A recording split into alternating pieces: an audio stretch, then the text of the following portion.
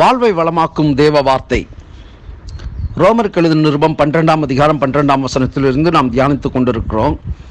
உபத்திரவத்திலே பொறுமையாயிருங்கள் என்கிற தலைப்பின் கீழே தாவீது, சீமேயு, மொர்தெகாய், ஆமான், யோசேப்பு, போத்திபாருடைய மனைவி இந்த நாளிலே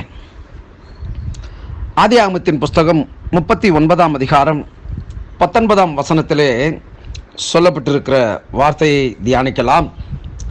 உம்முடைய வேலைக்காரன் எனக்கு இப்படி செய்தான் என்று தன் மனைவி தன்னோடு சொன்ன வார்த்தைகளை அவனுடைய எஜமான் கேட்டபோது அவனுக்கு கோபம் உண்டது.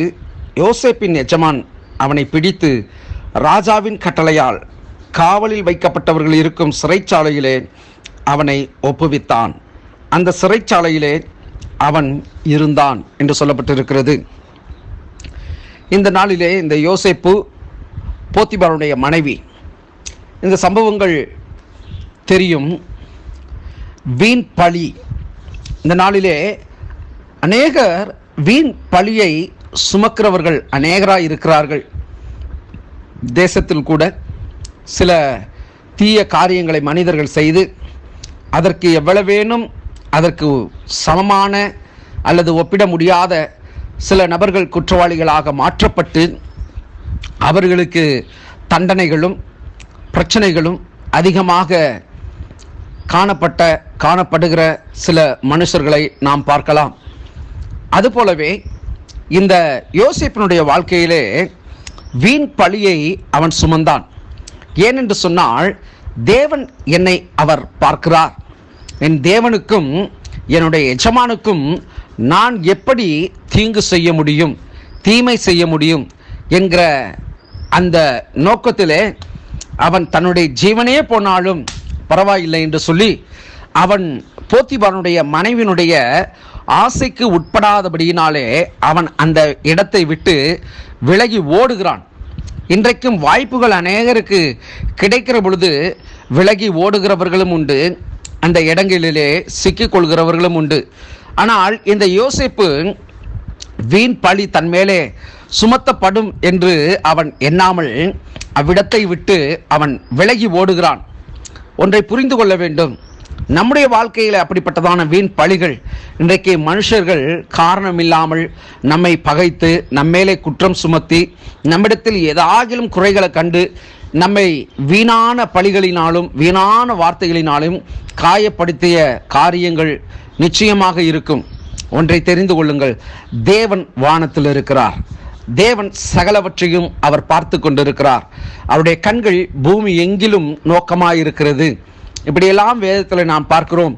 அதுபோல நம்முடைய நீதியை அவர் அறிந்திருக்கிறார். இந்த யோசேப்பினுடைய நீதி சில காலம் கழித்து அங்கே வெளிப்படுகிறது. இந்த சம்பவங்கள் நிமித்தம் அவன் சிறைச்சாலையிலே வைக்கப்படுகிறான். அவன் சிறைச்சாலையிலே வைக்கப்பட்ட போதிலும் வேதம் தெளிவாய் சொல்லுகிறது, கர்த்தர் யோசேப்போட கூட இருந்து அவனுடைய அந்த சிறைச்சாலை தலைவனுடைய கண்களிலே தயவு கிடைக்கும்படிக்கு, கிருபை கிடைக்கும்படிக்கு செய்தாராம். ஆம் பிரியமானவர்களே, நாம் கைவிடப்பட்டு நாம் எல்லாராலும் மறக்கப்பட்டு அல்லது நாம் தள்ளப்பட்டு ஒதுக்கப்பட்டு இருக்கிறோம் என்ற ஒரு சூழ்நிலையிலே நீங்கள் வாழ்ந்து கொண்டிருக்கிறீர்களா? கவலைப்படாதிருங்கள். உங்களுக்காக தேவன் அவருடைய தயவை அந்த இடத்திலே உண்டு பண்ணுகிறவராய் இருக்கிறார். காலங்கள் கடந்து போனது. யோசேப்புடைய நிலை அந்த தேசத்தின் ராஜாவிற்கு தெரிய வருகிற பொழுது, தேசத்தை குறித்ததான கலக்கமும் பயமும் உண்டான பொழுது, அந்த சொப்பனத்தினுடைய காரியங்களை யோசேப்பு விளக்கினது நிமித்தம் அவனுடைய வாழ்விலே வீண் பழி சுமத்தப்பட்ட இடங்களிலிருந்து அவனை மறுபடியும் அவன் எல்லா ஜனத்திற்கு முன்பதாக ராஜா அவனை உயர்த்தினார்.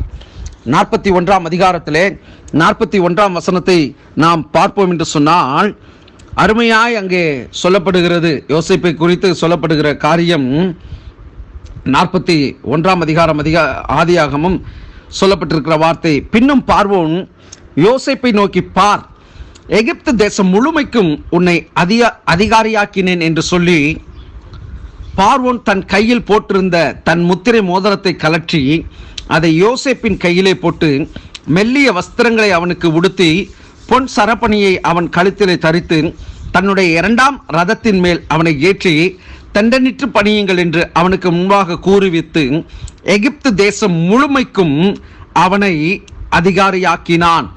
இன்னும் அவனுடைய காரியங்களை தொடர்ச்சியாக நாம் பார்க்க முடியும். இன்றைக்கு இந்த வார்த்தை நிமித்தம் கற்றுக்கொள்ள வேண்டிய காரியம், நம்முடைய வாழ்க்கையிலே நாம் நம்பினவர்கள் கூட சிலர் நம்முடைய வாழ்க்கையை இழிவுபடுத்துகிற, அசிங்கப்படுத்துகிற, கேவலப்படுத்துகிற காரியங்கள் நம்முடைய வாழ்க்கையிலும் கடந்து வரலாம், வரும்.